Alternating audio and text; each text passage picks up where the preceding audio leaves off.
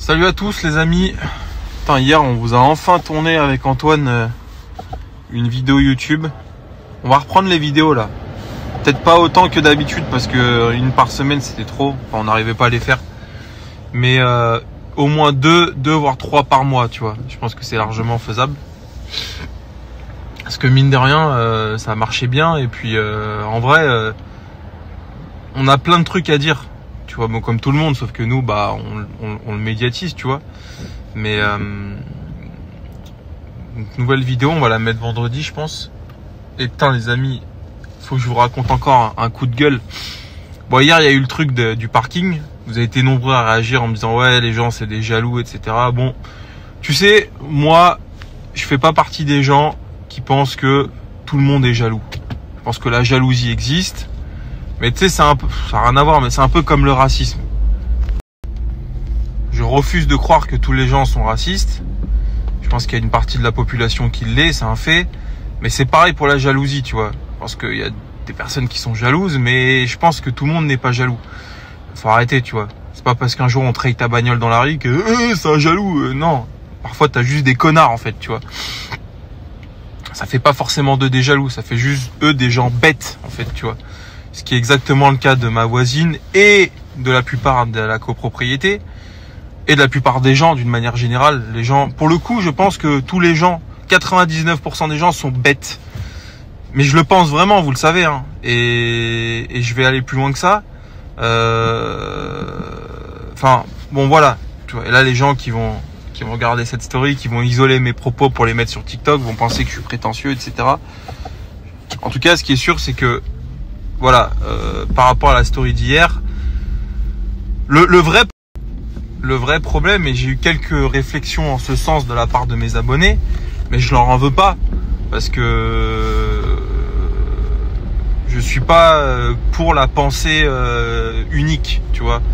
Heureusement qu'il y a des gens qui ont pas le même avis que moi, putain, sinon, je suis pas un gourou, tu vois. Genre je sais qu'il y a des influenceurs qui peuvent faire ce qu'ils veulent.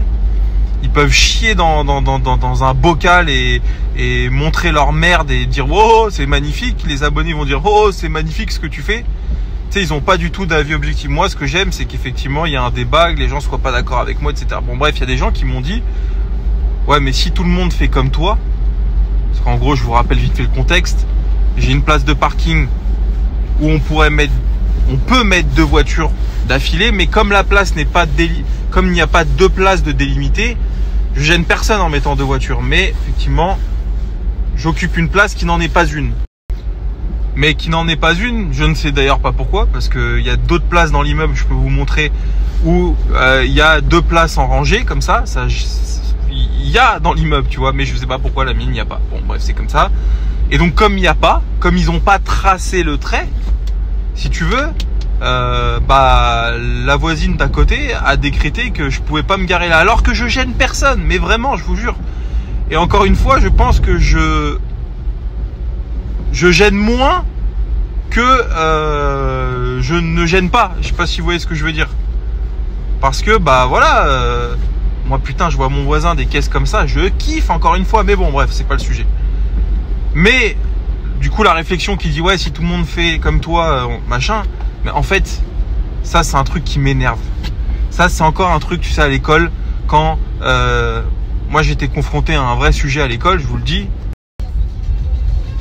À l'école, ça va être fou mon raisonnement, mais je pense ce que je vais dire.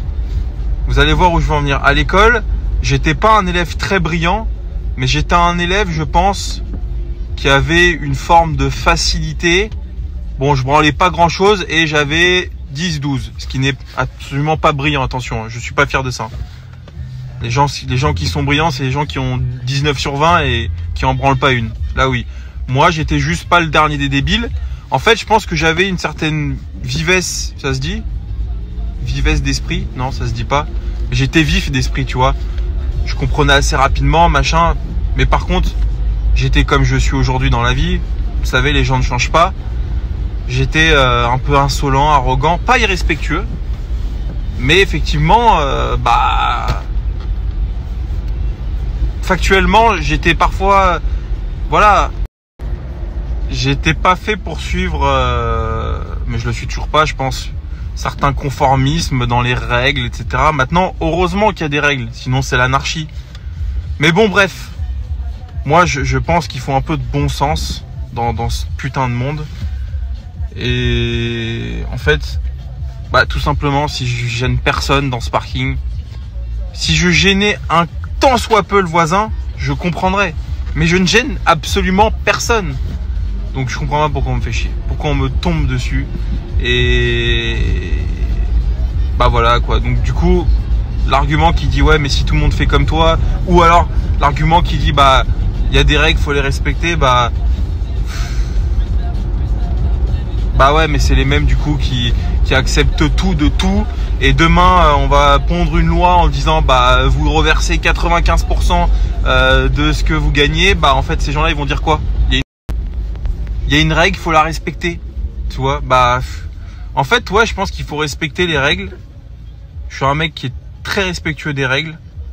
Je fais pas de trucs bizarres, tu vois, que ce soit enfin vraiment, mais c'est con.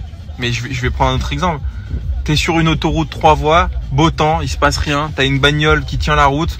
Bon bah rouler à 150 ne fait pas de toi un mec qui respecte pas les règles, je pense. Ça fait juste toi un mec qui se dit qu'à 150, il est pas plus dangereux qu'à 130 dans ces conditions. Tu vois, c'est différent du mec qui roule bourré ou qui roule sous drogue ou qui roule à 180 en ville, tu vois. Bon bah je pense ça, je suis peut-être tort. Et ben c'est exactement pour cette histoire de parking. Donc ça me fait chier. Et encore une fois, je dis pas que c'est de la jalousie, j'espère pas que ces gens-là soient jaloux. La jalousie, ça apporte rien de bon, je vous jure. Bon, voilà. Sujet clos. En fait, c'est un vrai sujet de philo, ça. Hein. Bon, ça va bien plus loin, la philosophie, mais je pense que il ne faut pas dépasser les règles au point où tu viens empiéter sur la liberté et comment dire, et que tu viens empiéter sur l'autre, en fait, sur ton voisin. Je parle pas de l'image du parking, je parle d'une image générale, tu vois. Bon bah c'est vrai que voilà, c'est ce que je pense. Bon voilà. Et putain, j'ai une autre anecdote à vous raconter. Hier c'était pas ma journée. Hein. Hier j'étais un peu en colère. Hein. Je vais vous expliquer pourquoi. En ce moment je suis en train de changer de comptable. Enfin je suis pas en train de changer de comptable, j'ai changé de comptable pour mes 4-5 sociétés. Alors je dis pas ça pour me branler, hein, parce que y a une société, c'est une SCI. Il y a une société, c'est une SCI, une c'est ma holding, et Gabriel et Transac. Et donc 4. Et si vous voulez, non j'en ai une troisième, mais je sais pas laquelle. Mais si vous voulez, donc j'ai changé de comptable. Je suis allé à Orléans parce que j'ai rencontré, que Alan m'a présenté un comptable qui s'appelle Simon, qui me suit en story. Simon, je t'embrasse. Et il se trouve qu'en 3 mois, Simon, parce que j'ai commencé à lui faire gérer une de mes... Non, j'ai bien 5 sociétés, puisqu'il y a Chartres aussi. Mais bref, et donc Simon, en 3 mois, donc c'est lui qui m'a ouvert la société Transac Auto Chartres. Et en 3 mois, il m'a donné plus de conseils qu'en 3 ans et demi, ma comptable s'occupait de moi, de mes entreprises. Pour rappel, c'était ma comptable à l'époque qui gérait Gabriel Automobile, qu'on a liquidé avec Kevin, rappelez-vous. J'adore ma comptable, mon ancienne comptable. J'avais rien contre elle, ma compta était très bien faite, etc. Mais ce que je lui reprochais, et je lui ai déjà dit plusieurs fois, c'était que j'avais aucun conseil de sa part en termes d'optimisation. Tu vois, c'est con, mais Simon, il m'a fait monter un truc. Tu sais, quand on est chef d'entreprise, alors, moi je m'intéresse à tout, vous le savez, mais quand on a la tête dans le guidon, on n'a pas forcément le temps de se dire est-ce qu'il faut créer une holding, est-ce que, tu sais, c'est un montage basique au possible. Holding, régime Murphy, SCI, transfert de trésor, machin, des trucs de con, tu vois. Mais moi, je le faisais pas avant. Et Simon, si tu veux, m'a dit de faire ça. Il m'a conseillé plein de trucs. Son chargé de patrimoine a pris aussi les choses en main pour, voilà, parce que quand tu dégages du bénéfice, c'est bien de l'investir, machin, bref. Bref, en 3 mois, Simon m'a aidé plus qu'elle en 3 ans. Aujourd'hui, un comptable, et ça je vous le dis pour vous les entrepreneurs qui ont la tête dans le guidon et les futurs entrepreneurs, Les entrepreneurs aguerris n'ont pas besoin de ce conseil, mais les entrepreneurs peut-être prendront ce conseil-là. Mais un comptable, c'est pas fait pour faire ta comptabilité. Ça, oui, mais ça, c'est basique. Une comptabilité, voilà, t'es obligé, machin. Un comptable, pour moi, un bon comptable se démarque sur le conseil qu'il va t'apporter. Au fur et à mesure de ton développement de tes sociétés, de ton développement personnel, de ton patrimoine, etc. Et ton comptable est là pour dire, bah tiens, là, tu peux gagner de l'argent, là, tu peux faire ci, ça, investir, refacturer tes sociétés pour te rémunérer sur une autre de tes sociétés, là, te verser un certain nombre de dividendes. Bref, il y a des calculs à faire que toi, tu sais pas forcément faire parce que t'es pas comptable, t'es pas expert comptable. T'es peut-être bon il faut connaître un peu les chiffres quand t'es un entrepreneur, mais voilà, tu peux pas tout savoir encore une fois. Et ma comptable, au bout d'un moment, je lui ai dit, et puis il y a aussi une question d'affinité. Ma comptable, j'avais pas forcément d'affinité particulière avec elle. Voilà, elle m'a envoyé un mail pour la bonne année, mais c'est tout. Simon, c'est presque un pote, et mon comptable Simon, et on a une affinité entre nous, machin. J'espère même qu'on fera peut-être du business ensemble, pourquoi pas. Mais bref, moi, le business et la vie, c'est l'humain avant tout. C'est pas juste payer des gens pour qu'ils, tu vois. Et donc, si tu veux, bref, j'ai résilié ma compta. C'était Gabrielle et Transac Villebon chez elle. Et si tu veux, Simon, qui m'a envoyé les courriers de résiliation, a mis 2 courriers de résiliation pour chaque société dans un même recommandé. Et tu vois là où elle est vicelarde cette comptable, et ça me saoule. Mais c'est pas grave, je me plains pas. Parce qu'au final aujourd'hui je suis dans... Ah bah oui, c'était le Porsche Taycan. Non, je pensais que j'étais dans ma GT3 RS. Je rigole, mais je dis ça au final parce que je me plains pas. Le problème n'est pas l'argent, c'est le principe.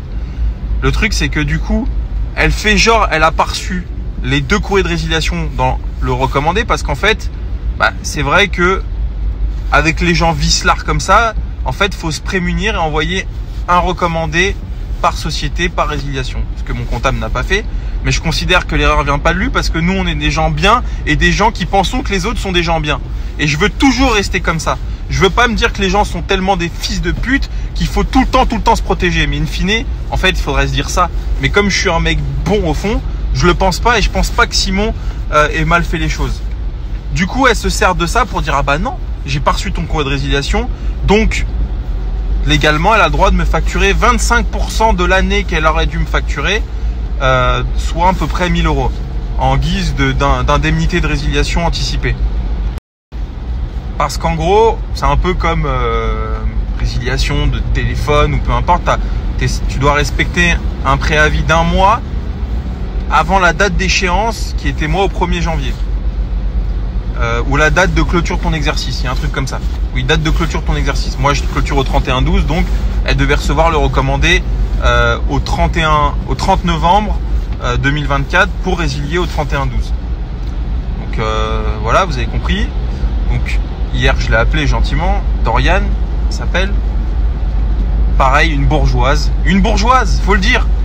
C'est pas que j'aime pas les bourgeois, mais ces gens-là ont un comportement qui vise à te faire sentir que comme tu n'es pas bourgeois, t'es un inférieur. Et ça m'énerve. Je vous jure, ça m'énerve.